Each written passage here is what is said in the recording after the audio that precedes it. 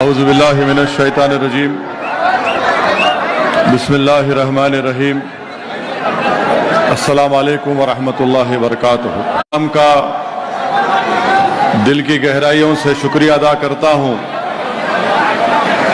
कि आज आपने मजलिस इत्तेहादुल मुस्लिमीन की ऐलान के बाद आप तमाम ने कौमी यकजहती इस तिरंगा रैली को आपने लाखों की तादाद में शिरकत करके इसको कामयाब किया। मैं आपका बेहद शुक्रिया अदा करता हूं। मेरे अजीज दोस्तों और बुजुर्गों, हम तमाम अपनी मुल्क की और सरजमीन दखन की तारीख से वाकिफ हैं। 17 सितंबर को ऑपरेशन पोलो हुआ, जिसको पोलिस एक्शन भी कहा जाता है, और उसके बाद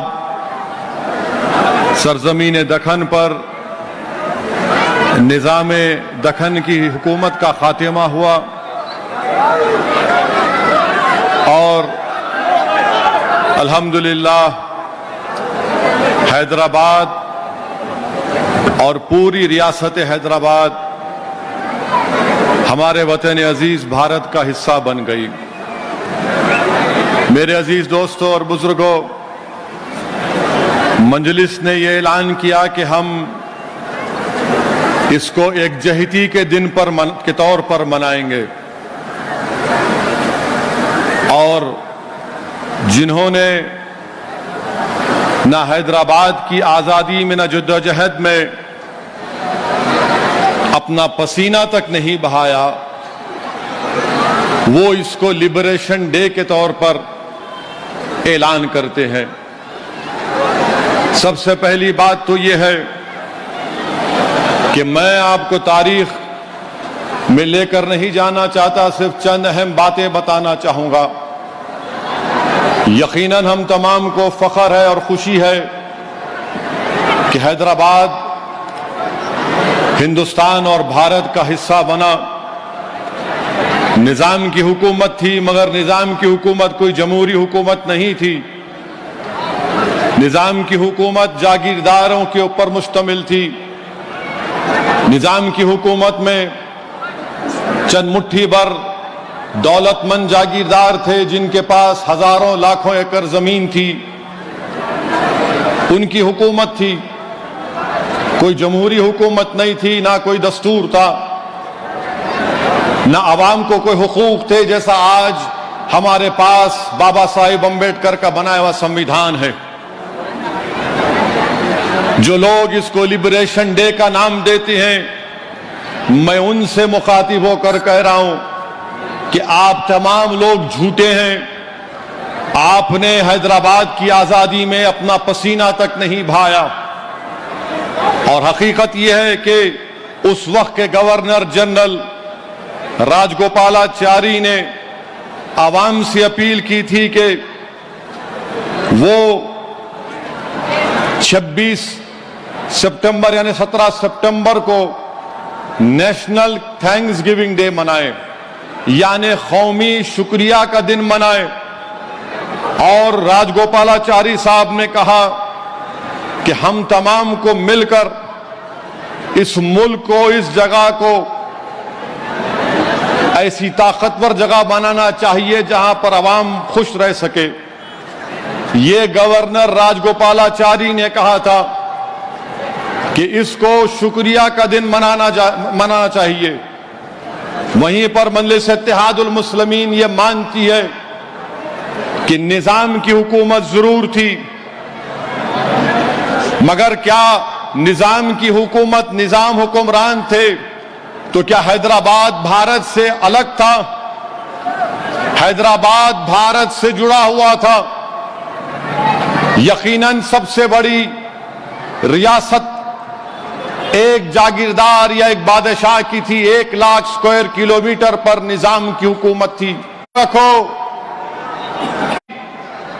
1,60,00,000 की आबादी थी, जिसमें 90% हमारे हिंदू भाई थे और 10% मुसलमान थे। मगर यह बोल देना कि 10% खुश नहीं थे क्योंकि हैदराबाद भारत का हिस्सा बना, इससे बढ़कर झूठ कोई और नहीं हो सकता। मैं आज इस जलसे में खड़े होकर इस बात को साफ और वाज़ेह तौर पर कह रहा हूं कि यह जो मजलिस इत्तेहादुल मुस्लिमीन है, हमारी लड़ाई सियासी है और सियासी रहेगी। हमको उस वक्त भी अटूट भरोसा था भारत के आईन पर, संविधान पर, और आज भी है और कल भी रहेगा। जिन लोगों के दिलों में इस तरह की बातें पैदा होती हैं, मैं इनके ताल्लुक से सिर्फ इतना ही कहूंगा कि आप जाकर अपने दिमाग का इलाज करा लो। हमको मजलिस इत्तेहादुल मुस्लिमीन को, सरजमीन दक्कन पर बसने वाले गयूर मुसलमानों को, हिंदुओं को, दलितों को, बीजेपी आरएसएस से हमको कोई तुम्हारी वफादारी के सर्टिफिकेट की जरूरत नहीं है। तुम अपना कागज सर्टिफिकेट लेकर कचरे की कुंडी में डाल दो, हमारे पास उसकी कोई कीमत नहीं है। मजलिस इत्तेहादुल मुस्लिमीन कासिम रजवी की वारिस नहीं है, ये अब्दुल वाहिद ओवैसी की मजलिस इत्तेहादुल मुस्लिमीन है। ये मजलिस इत्तेहादुल मुस्लिमीन कासिम रजवी से हमारा कोई ताल्लुक नहीं है। हमारा ताल्लुक है तो तुर्रेबाज खां से, मौलवी अलाउद्दीन रहमतुल्लाह अलैह से है। ये वो मौलवी अलाउद्दीन है जिन्होंने सन 57 में मक्का मस्जिद की तारीखी मस्जिद के इमाम थे। मौलवी अलाउद्दीन रहमतुल्लाह अलैह ने मक्का मस्जिद में जुमे का खुतबा दिया और अवाम को अपने साथ लेकर सुल्तान बाजार में आज जो मौजूदा वुमेन्स डिग्री कॉलेज है, उनके साथ तुर्रेबाज खां थे।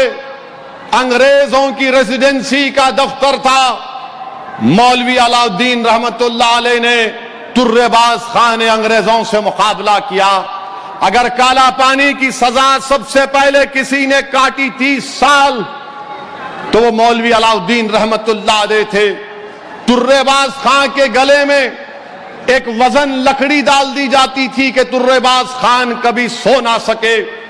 तुर्रेबाज खान अंग्रेजों की हिरासत से फरार हुए तो तूपरान के पास सालार जंग ने, उनके सिपाहियों ने अंग्रेजों के साथ मिलकर तुर्रेबाज खां को पकड़ा और तुर्रेबाज खां को गोली मारकर शहीद कर दिया।